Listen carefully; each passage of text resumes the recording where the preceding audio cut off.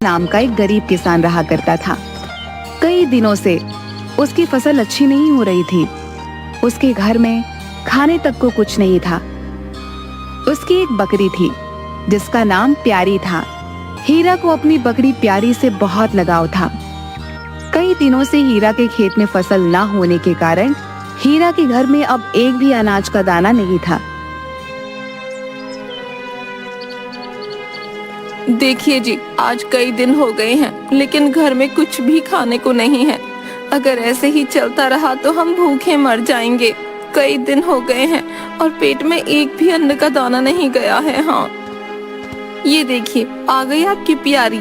इसकी भूख का तो ख्याल तुम्हें रहता है ना, इसलिए रोज ले जाते हो इसे जंगल। ये तो घास फूस खाकर अपना गुजारा कर सकती है, लेकिन मैं तो घास फूस नहीं खा सकती ना। न जाने वो दिन कब आएगा जब तुम 2 वक्त की रोटी मुझे दे सकोगे। अब मुझसे और नहीं सहा जाता, बताई देती हूँ। हाँ, अरे भाग्यवान, तुम तो जानती ही हो मेरी मेहनत में तो कोई कमी नहीं है। अपने खेत में जो भी फसल बोता हूँ वो होती ही नहीं है। अब तुम ही बताओ मैं क्या करूँ। लेकिन तुम चिंता मत करो भाग्यवान, जल्दी ही कोई ना कोई रास्ता निकल आएगा। हाँ, अगर जल्दी से तुमने कुछ नहीं किया तो मैं ही तुम्हारी टूटी झोपड़ी छोड़कर चली जाऊंगी। हाँ, बता देती हूँ तुम्हें।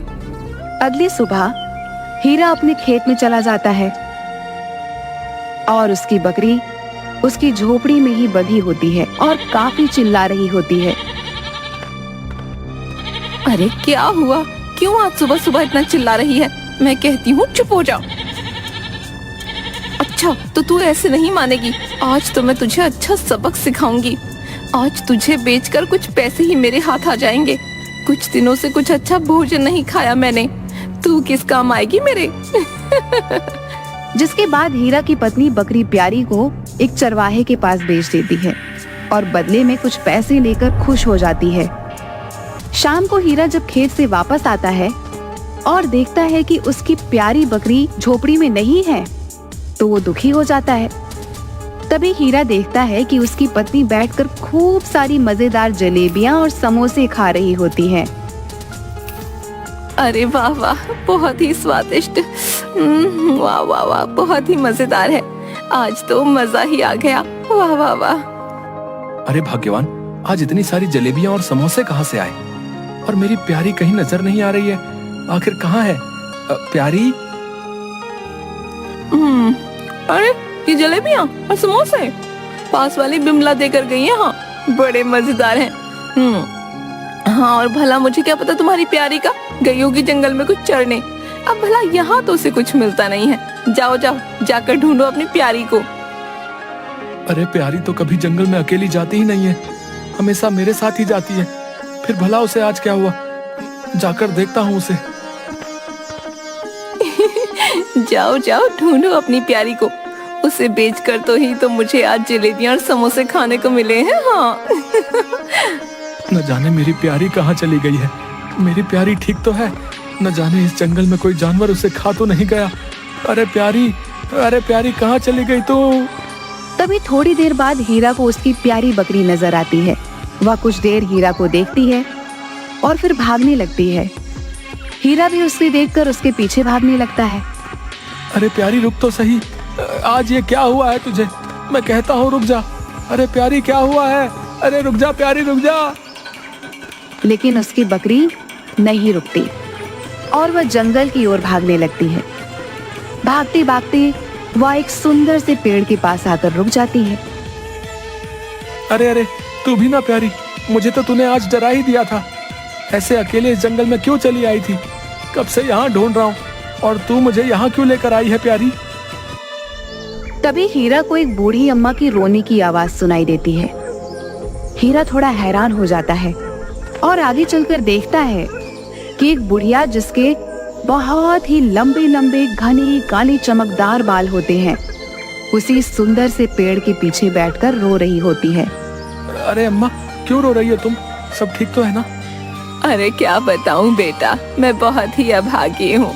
इसी जंगल में कई वर्षों से अपनी छोटी सी झोपड़ी बनाकर रहती थी, लेकिन कल रात एक ऐसी भयानक आंधी आई जिसमें मेरी झोपड़ी तहस नहस हो गई बेटा।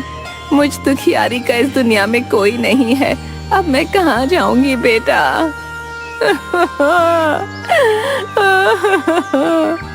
अरे अम्मा, तुम रोती क्यों हो? तुम दुखी मत हो अम्मा, तुम मेरे साथ मेरे घर चलो। मैं बहुत गरीब हूँ, न जाने तुम्हें शायद 2 वक्त की रोटी भी बहुत मुश्किल से मिल पाएगी। अरे वाह बेटा, तू कितना नेक दिल इंसान है। आज से तू ही मेरा बेटा है। मैं बहुत बूढ़ी हो चुकी हूँ। तेरे घर जो मुझे भोजन मिलेगा मैं उसमें ही संतुष्ट हो जाऊंगी। बेटा, मुझे अपने साथ अपने घर ले चल। अच्छा तो ठीक है माँ, तुम मेरे घर में मेरी माँ बनकर ही रहना, मुझे बहुत खुशी होगी। तभी उसकी पत्नी हीरा के साथ बूढ़ी अम्मा को देखकर वो बहुत गुस्सा हो जाती है। अरे अरे अरे, आज ही किसे ले आए तुम? क्या देखते नहीं हो? आखिर मैं कहती हूँ कौन है ये बुढ़िया और तुम्हारे साथ क्या कर रही है? अरे भगवान, आज से ये अम्मा मेरी माँ है और हमारे साथ ही रहेंगी। जैसी भी रूखी सूखी रोटी हम खाते हैं माँ भी वही खा लेगी। इनका इस दुनिया में कोई नहीं है, इसलिए मैं इन्हें जंगल से अपने साथ ले आया। अरे वाह वाह, ये भी कोई बात हुई भला? क्या जानते नहीं हम दोनों का ही गुजारा कितनी मुश्किल से हो पाता है, और एक और मुसीबत लेकर आ गए। अच्छा भाग्यवान, अब गुस्सा मत करो। आज से यही मेरी माँ है, इनका इस दुनिया में और कोई नहीं। जाओ, रसोई में जो भी खाने को हो वो अम्मा के लिए ले आओ। खुद एक वक्त की रोटी नहीं खा पाते, ऊपर से ले आई इस अम्मा को यहाँ। अरे घर में तो कुछ नहीं है सिवाय कुछ चावल के दानों के। भला उनसे इस अम्मा का पेट थोड़े ही भरेगा। तुम भी न जाने किसे ले आए, खुद एक वक्त की रोटी नहीं खा पाते हैं, ऊपर से ले आए इस अम्मा को यहाँ। अरे बेटिया, मैं उन थोड़े से चावल के दानों से ही अपनी भूख मिटा लूंगी। तुम दुखी मत हो, मुझे बस वही चावल के दाने लाकर दे दो। अच्छा ठीक है, लाकर देती हूँ तुम्हारे लिए चावल के दाने। मैं भी तो देखूं भला, बहुत ही कम मात्रा में चावल के दानों से तुम अपनी भूख कैसे शांत करोगी। तभी हीरा की पत्नी अंदर रसोई में जाती है और एक पतीले में जिसमें बहुत ही कम चावल के दाने होते हैं, अचानक से चावल के दानों से भर जाता है, जिसे देखकर वह हैरान रह जाती है। अरे अरे, ये कैसे हुआ? ये तो एक चमत्कार है। हाँ, इतने सारे चावल के दाने। अरे वाह वाह, मेरी तो कुछ समझ में नहीं आ रहा। तभी वहाँ पर हीरा आ जाता है और ये सब देखकर हैरान हो जाता है। अरे भाग्यवान, ये कैसे हुआ? इतने सारे चावल के दाने? हाँ, मेरी तो कुछ समझ में नहीं आ रहा, ये कैसे हुआ आखिर? जिसके बाद हीरा की पत्नी बूढ़ी अम्मा को खूब सारे चावल एक थाली में दे देती है। जिसके बाद अम्मा वह चावल बड़े चाव से बैठकर खाती है। तभी हीरा की पत्नी बूढ़ी अम्मा के लंबे लंबे बाल बड़े ध्यान से देखती है, जो काफी चमक रहे होते हैं। अरे वाह, इस बुढ़िया के बाल तो कितने लंबे और चमकदार हैं। वाह वाह, इतने सुंदर बाल। इस जैसे बाल तो पूरे गांव में किसी के नहीं हैं। हाँ। अरे वाह वाह, ये तो सच में बहुत स्वादिष्ट भोजन है।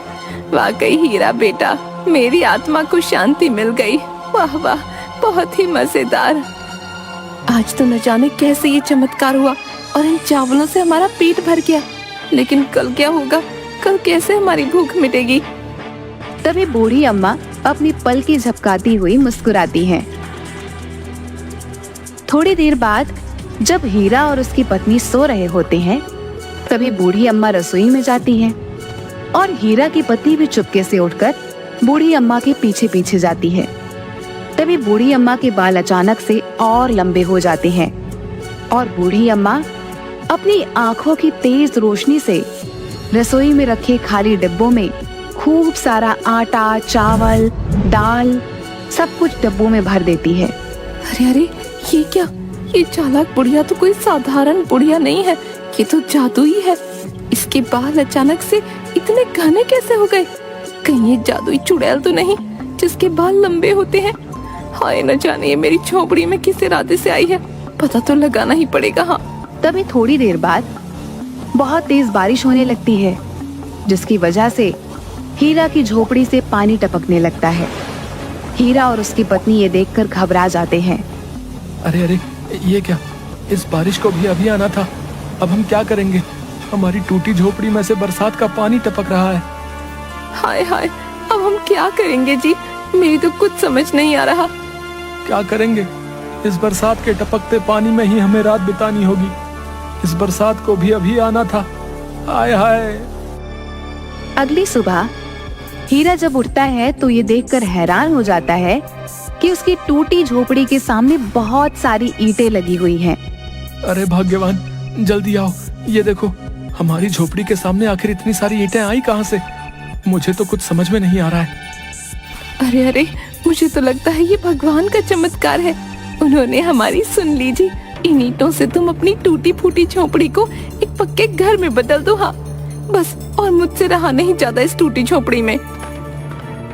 अरे हाँ हीरा बेटा, लगता है ये भगवान की ही मर्जी है। तू इन ईंटों से अपनी टूटी झोपड़ी को पक्का कर ले। जिसके बाद हीरा खुशी से सिर हिलाता हुआ उन ईंटों से अपना घर बनाने लगता है और देखते ही देखते बहुत सुंदर सा घर बन जाता है। अरे वाह वाह, हमारा कितना सुंदर घर बनकर तैयार हो गया जी। देखिए तो, ये देखने में कितना सुंदर लग रहा है। अरे वाह वाह। हाँ भाग्यवान, तुम बिल्कुल सही बोल रही हो। हमारा घर देखो तो सही, कितना सुंदर है। हाँ बेटा, देख रही हूँ। हीरा बेटा, तेरा घर तो बहुत सुंदर है। वाह वाह, सब ऊपर वाले की मर्जी है बेटा। उसके खेल निराले हैं बेटा। जिसके बाद बूढ़ी अम्मा हंसने लगती है। मुझे तो लगता है ये जादू भी इस जादुई चुड़ैल बुढ़िया का ही है। अब मुझे जल्दी कुछ करना होगा। हाँ, कहीं ऐसा ना हो कि हम दोनों को खा जाए। नहीं नहीं, मुझे जल्दी ही इस जादुई चुड़ैल का पता लगाना ही होगा। आधी रात को जब बूढ़ी अम्मा सो रही होती है, तभी चुपके से हीरा की पत्नी अपने हाथ में एक बड़ी सी कैंची लेकर सोती हुई बूढ़ी अम्मा के पास जाती है। अब आएगा मजा। अब देखती हूँ इस जादुई चुड़ैल के इन लंबे घने बालों में कोई जादू है। मैं इसके ये बाल ही काट दूंगी। हाँ फिर देखती हूँ कैसे दिखाती है अपना जादू। और उस बूढ़ी अम्मा की सारी बाल काट देती है। जिसके बाद हीरा की पत्नी वहाँ से चली जाती है और तभी बूढ़ी अम्मा की आँख खुलती है और वो शीशे में अपने बाल को देखकर जोर जोर से हंसने लगती है। अरे ये पगली भी ना बहुत ही नासमझ है। अभी जानती नहीं है मुझे। मैं कोई साधारण बुढ़िया नहीं हूँ। तभी बुढ़िया की जादुई शक्ति से उसके बाल फिर से लंबे हो जाते हैं। अगली सुबह जब हीरा की पत्नी बूढ़ी अम्मा को छुप कर देखती है तो हैरान रह जाती है। अरे अरे अरे, ये क्या? इस जादुई चुड़ैल बुढ़िया के बाल फिर से आ गए। हाय, ये क्या हो रहा है? मेरी तो कुछ समझ नहीं आ रहा। ये तो कोई बड़ी मायावी चुड़ैल लगती है। इसका तो मुझे पता ही लगाना पड़ेगा।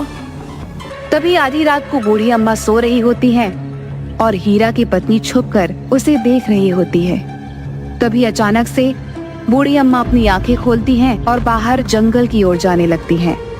हीरा की पत्नी भी बूढ़ी अम्मा के पीछे पीछे जाने लगती है और तभी वह देखती है कि बूढ़ी अम्मा जंगल में तालाब के पास जाती है और अचानक से उस तालाब के पास जाकर एक बहुत सुंदर स्त्री बन जाती हैं, जो बहुत सारे जेवर पहने होती है।